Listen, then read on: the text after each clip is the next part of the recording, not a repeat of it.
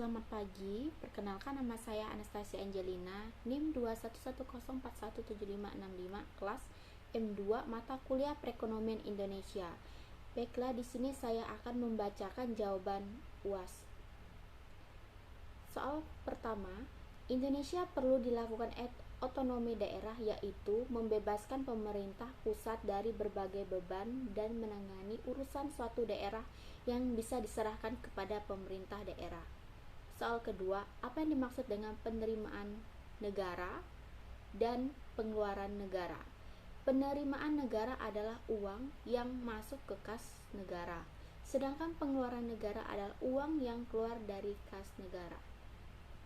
Soal ketiga, bagaimana indeks pembangunan manusia yang benar? Yang pertama, angka harapan hidup yang mewakili bidang kesehatan. Yang kedua, angka melek huruf dan rata-rata lama sekolah mengukur capaian di bidang pendidikan. Yang ketiga, kemampuan daya beli masyarakat terhadap beragam kebutuhan pokok yang dilihat dari rata-rata pengeluaran per kapita. Hal ini dilakukan sebagai pendekatan pendapatan yang mewakili capaian pembangunan untuk hidup layak sebagai ukuran kualitas hidup. Soal keempat, bagaimana kebijakan moneter dalam mengatasi inflasi?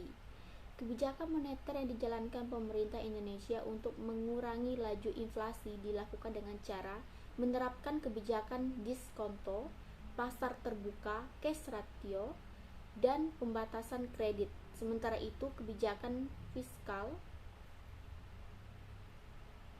mengatur pengeluaran pemerintah dan mengatur perpajakan.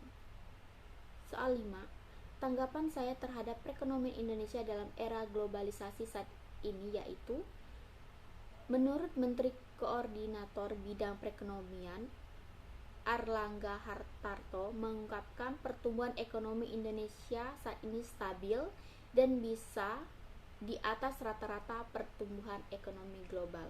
Baiklah, demikian jawaban UAS dari saya ucapkan terima kasih.